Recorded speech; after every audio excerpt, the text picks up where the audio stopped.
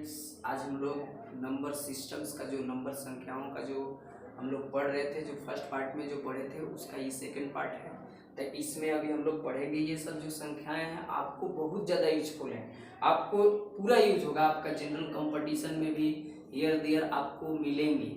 और इन संख्याओं के बगैर आप जैसे मान लीजिए जो बेसिक्स क्वेश्चन आ जाते हैं, जैसे कोई कंपटीशन में आया था कि पहला भाज्य एवं पहला अभाज्य संख्याओं का अंतर कितना होगा, तो जो जानेगा भाज्य और अभाज्य और उसमें जानेगा जो पहला भाज्य और पहला अभाज्य संख्या कौन होता है, तो उस सवाल को इजी कर ले जाएगा। तो आइए हम लोग पढ़ते हैं भाज्य संख्या के बारे में। तो भाज्य संख्या को संयुक्त संख्या, यौगिक संख्या यानी कंपोजिट नंबर के नाम से जानते हैं। कंपोजिट नंबर कहते हैं मतलब वह संख्या जिसके दो से ज्यादा गुणनखंड हो उसे भाज्य संख्या कहते हैं, या दूसरे शब्दों में कह सकते हैं कि वह संख्या जो एक और स्वयं के अलावा किसी अन्य संख्या से भी विभाज्य हो तो उसे हम लोग कहते हैं भाज्य संख्या या यौगिक संख्या या संयुक्त संख्या।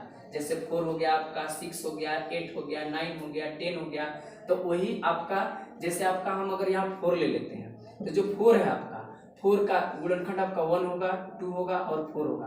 तो ये आपका कितने गुणनखंड हो गए इसके 4 के, तो 1 से मतलब 2 से ज्यादा हो गए, 1, 2 और 4 यानी 2 से ज्यादा गुणनखंड हो भाई ये है, तो इसलिए क्या हो गया आपका भाज्य संख्या। 6 का भी अगर आप लेते हो तो 1 हो गया, 2 हो गया, 3 हो गया एंड 6 हो गया, इसके 4 फैक्टर्स हो गए, 4 फैक्टर्स हो गए 6 के यानी 2 से ज्यादा हो गए, 2 से ज्यादा हो गए यानी कि भाज्य संख्या हो गया।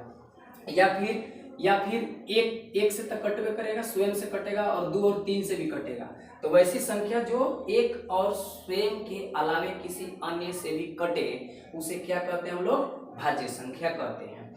ठीक है, दूसरा संख्या है अभाज्य संख्या, इसी को ऋण संख्या भी कहा जाता है, अंग्रेजी में इसे प्राइम नंबर कहते हैं। यानी जस्ट इसका भाज्य संख्या का या जस्ट अपोजिट संख्या है अभाज्य संख्या, यानी वैसी संख्या है जिनके केवल 2 ही गुणनखंड हो। यहाँ पर था 2 से ज्यादा गुणनखंड, यानी 2 से ज्यादा गुणनखंड था, बट यहाँ पे क्या हो केवल 2 ही गुणनखंड हो, या फिर जो केवल एक और स्वयं से कटे यानी अपने आप से विभाज्य हो तो उसे क्या कहते हैं अभाज्य संख्या। जैसे आपका 2 हो गया, 3 हो गया, 5 हो गया, 7 हो गया, 11 हो गया, 13 हो गया, 17 हो गया, 19 हो गया।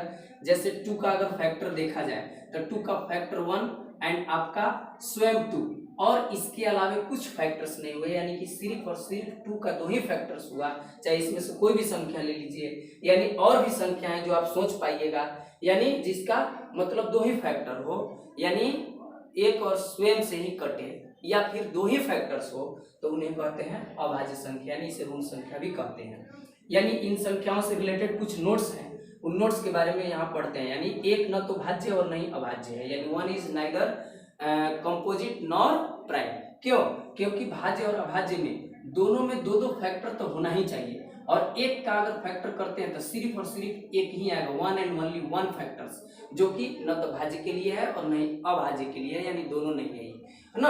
अब देखिए यहाँ पर 2 है, 2 पहला अभाज्य संख्या है, अर्थात 2 सबसे छोटी अभाज्य संख्या होता है, 2 सबसे छोटा यानी न्यूनतम लघुत्तम क्या होता है आपका अभाज्य संख्या, और 4 सबसे छोटा यानी पहला अभाज्य संख्या होता है। ठीक है, 2 एकमात्र जितने भी दुनिया में अभाज्य संख्या है उसमें से सिर्फ और सिर्फ 2 ही एक ऐसा अभाज्य संख्या है जो अभाज्य होने के साथ साथ सम है, यानी 2 is only 1 even prime number है। ओके, 1 से 100 के बीच में 1 से लेकर 100 तक कुल 74 आपका 24 आपका जो कंपोजिट नंबर्स है बोले तो भाज्य संख्याएं हैं, और आपका 25 जो है आपका क्या है अभाज्य संख्या यानी कि प्राइम नंबर्स हैं। तो दोनों मिलाकर हुआ 99। एक संख्या कहाँ बच गया, तो एक संख्या बच गया ये 1 न तो प्राइम नंबर है और नहीं आपका कंपोजिट नंबर है, यानी तो न तो भाज्य और नहीं अभाज्य है, तो टोटल मिलाकर हुआ 100। यहाँ पर आइए 8 में, तो 1 नंबर नोट में कह रहा है 1 से 25 तक कुल 9 आपका क्या है 9 को अभाज्य संख्या है, तो 9 है अभाज्य संख्या, यानी 2, 3, 5, 7, 11, 13, 17, 19 और आपका क्या है 23, यानी यह टोटल गिनने पर आपका 9, यानी 1 से लेकर 25 तक टोटल 9 प्राइम नंबर्स हैं। ओके, 1 से लेकर 50 तक में अगर करिएगा तो यहाँ पे आप निकाल सकते हो, टोटल 15 आएगा, और 1 से लेकर 100 के बीच में कितना आएगा 100 तक कितना आ जाएगा 25। और इन्हीं से रिलेटेड एक संख्या है सअभाज्य संख्या, जिसे को प्राइम नंबर कहा जाता है। यानी दो संख्याओं का वैसा समूह जिनका महत्तम समापवर्तक एक हो, यानी एचसीएफ यानी मौसा एक हो। जैसे आपका 2 और 3 का मौसा लेंगे हम लोग, तो इसका एचसीएफ कितना आ जाएगा, एचसीएफ 1 आ जाएगा। तो ये आपका को प्राइम नंबर है। बट अगर इसका अगर हम देखते हैं, यानी इसका भी अगर एचसीएफ देखा जाए तो इसका भी एचसीएफ आपका कितना आ जाएगा 1, तो ये भी आपका को प्राइम नंबर है। इसका भी एचसीएफ कितना आ जाएगा आपका, कितना आ जाएगा 1, तो ये भी है। बट इसका एचसीएफ 2 आ रहा है, इसलिए आपका को प्राइम नंबर नहीं है। को प्राइम नंबर होने के लिए एचसीएफ का 1 होना जरूरी है। ठीक है, आइए जुड़वा आभाज्य संख्या के बारे में पढ़ते हैं। ट्विन प्राइम नंबर यानी वैसे दो लगातार अभाज्य संख्या जिनका अंतर 2 हो, उसे जुड़वा आभाज्य संख्या कहा जाता है।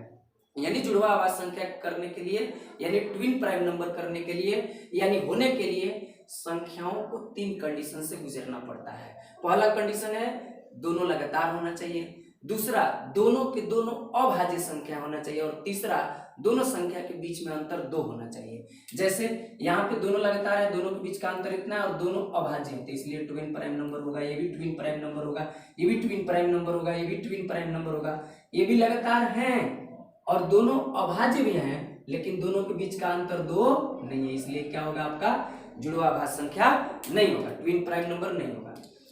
फिर यहाँ पर लिखा हुआ है कि प्रत्येक जुड़वा आभाज्य संख्या सअभाज्य संख्या होते हैं। यस, यानी जितने भी जुड़वा आभाज्य संख्या है आपका सअभाज्य संख्या हो जाएगा, लेकिन सभी अभाज्य संख्याएं आपका जुड़वा आभाज्य संख्या नहीं होगा। कारण है क्योंकि यहाँ कंडीशन नहीं डाला है। यहाँ पर आपका भाज्य संख्या आ जा रहा है, यहाँ भाज्य, यानी भाज्य और अभाज्य भी हो सकता है, या दोनों अभाज्य भी हो सकते हैं सअभाज्य संख्या में।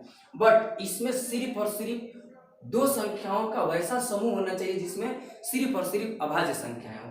तो कह सकते हैं कि प्रत्येक जुड़वा नंबर जो होगा, जुड़वा संख्या यानी जुड़वा आभाज्य संख्या सअभाज्य संख्या होगा, परंतु सभी सअभाज्य संख्या जुड़वा आभाज्य संख्या नहीं होंगे। ओके, आगे लिख ले 2 लगातार या क्रमागत प्राकृत संख्या सअभाज्य संख्याएं होते हैं। क्यों? क्योंकि अगर 2 लगातार अगर बात किया जाए, प्राकृत संख्या जो हम लोग पिछला वीडियो में पढ़े थे कि 1 2 3 4 5 6 एंड सो ऑन, ये सब प्राकृत संख्या यानी ऑल काउंटिंग नंबर्स। जैसे 1 और 2 को ले लीजिए लगातार क्रमागत हुआ, 2 और 3 को ले लीजिए क्रमागत हुआ, 4 और 5 को ले लीजिए क्रमागत हुआ। इन सब का एचसीएफ कितना हो रहा है 1, एचसीएफ 1 हो रहा है, तो ये सअभाज्य संख्याएं होंगी। इनका एचसीएफ यानी जिन 2 संख्याओं का जो क्या हो जाए एचसीएफ 1 हो जाए, तो कह सकते हैं कुछ सअभाज्य संख्या है, सो ये सअभाज्य संख्या होगा। यहाँ लिखा है 2 क्रमागत विषम संख्या भी जुड़वा आभाज्य संख्या होते हैं। जुड़वा आभाज्य संख्या 2 क्रमागत विषम संख्या भी जुड़वा अभाज्य संख्या होते हैं। 2 क्रमागत विषम संख्या भी जुड़वा अभाज्य संख्या होते हैं। ये जुड़वा अभाज्य संख्या नहीं होगा दोस्तों, गलती से लिखा गया यहाँ पर। जुड़वा अभाज्य संख्या की जगह आपका हो जाएगा आपका सअभाज्य संख्या, सअभाज्य संख्या, सअभाज्य संख्या होगा। क्यों? क्योंकि आपका अगर जैसे आपका मान लीजिए 1 है, यहाँ पे 1 है, आपका विषम संख्या में आपका आ जाता है 3, आपका आ जाता है 5, आपका आ जाता है ये, आपका आ जाता है 7, तो इसमें भी आपका जब एचसीएफ लेंगे तो 1 आएगा। तो कह सकते हैं 2 क्रमागत विषम संख्या भी क्या होते हैं सअभाज्य संख्या होते हैं। वहाँ जुड़वा अभाज्य संख्या जो लिखा था वो थोड़ा सा आपका एरर था। ठीक है, आगे ये संपूर्ण संख्या। संपूर्ण संख्या क्या होता है? तो वैसी संख्या जिनके सभी फैक्टर्स का योग संख्या के दुगुना आ जाए, यानी 2 टाइम्स आ जाए, तो उन्हें क्या कहते हैं हम लोग? संपूर्ण संख्या कहते हैं। या फिर दूसरे शब्दों में कह सकते हैं वह संख्या जिसके सभी गुणनखंडों का योग स्वयं संख्या को छोड़कर, यानी जो संख्या दिया हुआ है उस संख्या को फैक्टर्स में से निकाल दिया जाए और बाकी फैक्टर्स का जोड़ा जाए, तो वो जो फैक्टर्स का योग आएगा उस संख्या के बराबर आएगा। जैसे 6, 28, ये सब क्या है आपका संपूर्ण संख्या है। ठीक है, जैसे 6 का फैक्टर्स निकालते हैं तो 6 का फैक्टर्स क्या क्या हो सकता है 1 2 3 एंड 6। तो 6 को छोड़ देना है क्योंकि स्वयं संख्या को छोड़ देना है, बाकी सबको जोड़ देना है, तो कितना हो जाएगा आपका 6, यानी 6 बराबर 6, यानी कि ये आपका संपूर्ण संख्या है। या दूसरा जो परिभाषा कह रहा है कि 2 टाइम्स आना चाहिए, तो जैसे इन सभी का सभी फैक्टर्स लिख लेंगे, सभी का जोड़ेंगे तो आ गया 12। जो 12 है आपका 6 का क्या है 2 टाइम्स है, तो कह सकते हैं कि 6 इज अ परफेक्ट नंबर। यहाँ नोट में लिखा हुआ है कि 1 से 100 तक के बीच कुल कुल आपका कितने, कुल आपका 1 से लेकर 100 तक के बीच कुल कितने, दो ही संपूर्ण संख्याएं कौन कौन है, तो एगो 6 है, एगो 28 है। फिर अब नहीं मिलेगा, 1 से लेकर 100 तक में मिलेगा ही नहीं, एक 6 हो गया, 28 हो गया। अब पूर्ण संख्या, संपूर्ण संख्या के बाद हो गया पूर्ण वर्ग संख्या। पूर्ण वर्ग संख्या और संपूर्ण संख्या दोनों में अंतर है ना। पूर्ण वर्ग संख्या क्या होता है, इसको अंग्रेजी में कहते हैं परफेक्ट स्क्वायर नंबर। जो परफेक्ट स्क्वायर नंबर होता है उसको हम कह सकते हैं कि वैसी संख्या जिनके सभी गुणनखंड युग्म के रूप में या फिर जोड़े के रूप में मौजूद हो, सभी फैक्टर्स करते हैं, और अगर उनका सभी अगर फैक्टर्स जोड़ा में हो, जोड़ा लग जाए, तो उन्हें कहेंगे हम लोग पूर्ण संख्या, पूर्ण वर्ग संख्या परफेक्ट स्क्वायर नंबर। जैसे 1 आपका 1 हो गया, 4 हो गया, 9 हो गया, 16 हो गया, और ये सब क्या होते हैं आपका, जो कि आपका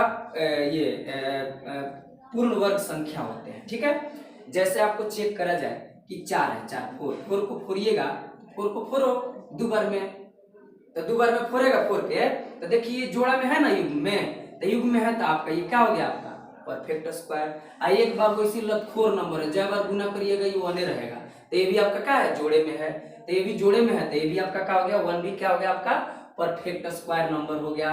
जैसे 9 को तोड़िएगा, 9 को अगर 3 करिएगा तो 3 गुने 3 लिखिएगा, 3 गुने 3 9 को कर सकते हैं, फ्री है ना, 9 को हम 3 लिख सकते हैं, क्योंकि ये ऐसे ही हो जाएगा, टूट जाएगा फ्री।